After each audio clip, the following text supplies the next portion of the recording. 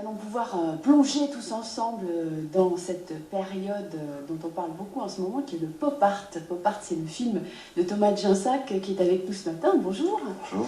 Alors, pop art, Thomas Djansac, c'est un film assez bondissant finalement à l'image des artistes qui ont, j'allais dire, construit ce mouvement. Mais ce n'est pas vraiment un mouvement, le pop art. Il n'y a jamais eu de manifeste signé comme la plupart des autres grands courants artistiques, en effet.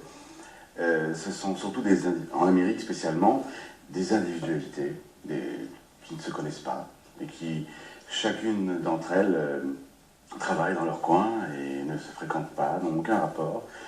Et c'est bien plus tard, en fait, déjà au départ, le terme pop art est donné, mais par un certain Holloway, en fait, mais de manière très... Un critique d'art. Un critique d'art, tout à fait, mais ça ne détermine pas spécifiquement, justement, ce courant artistique. C'est un petit peu, ça englobe tout ce qui est rapport avec les masses médias de l'époque. Oui, parce qu'il y a quand même, ce sont des peintres, des sculpteurs, des plasticiens, des artistes très différents, c'est très éclectique, mais en fait, il y a quand même beaucoup de points communs entre eux.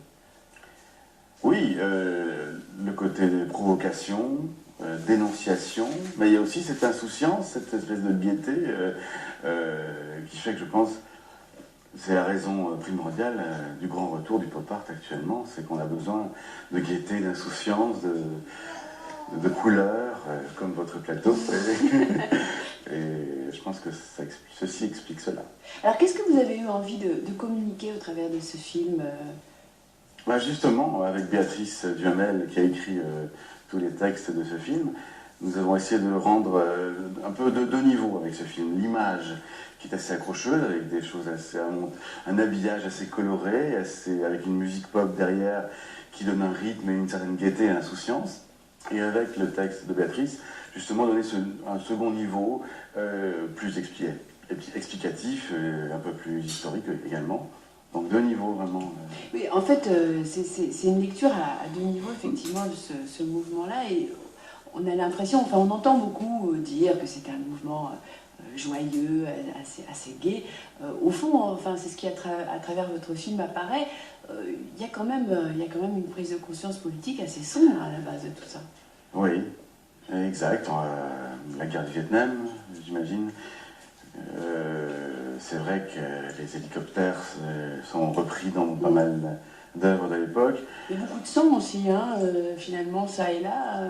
Oui. C'est assez sanguinaire hein, comme art. Oui, et encore, on n'a pas tout mis. On n'a pas mis ce qu'il y avait de plus choquant pour garder justement cette insouciance, cette gaieté.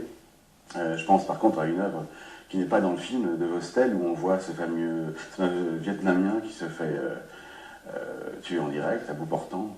C'est une œuvre marquante, mais c'était peut-être trop choquant, justement. Alors écoutez, Thomas Djansac, je propose que maintenant on voit ensemble, on feuillette ensemble cette espèce de grand livre coloré qu'est le pop art. Je vous remercie beaucoup. Et puis on va maintenant ouvrir nos yeux et nos oreilles.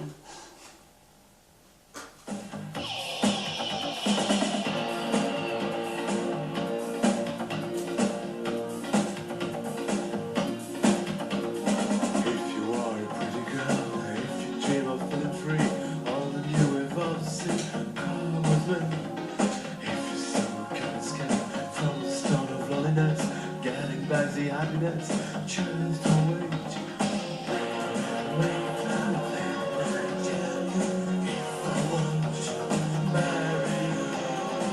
If you are a pretty boy, if you dream of feeling free on the new wave of the sea, come with me. If you want to get your chance all around the big ball, just before everything falls, just always.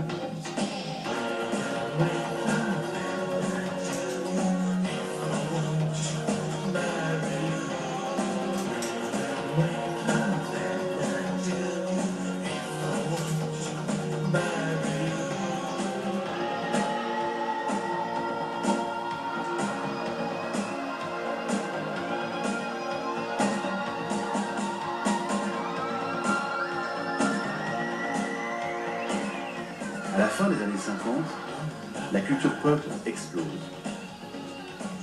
Tout peut être pop. Du cinéma à la publicité, du vêtement au design, de la musique d'ambiance à la coupe de cheveux. Soudain, le banal devient essentiel, instrument possible du plaisir de vivre.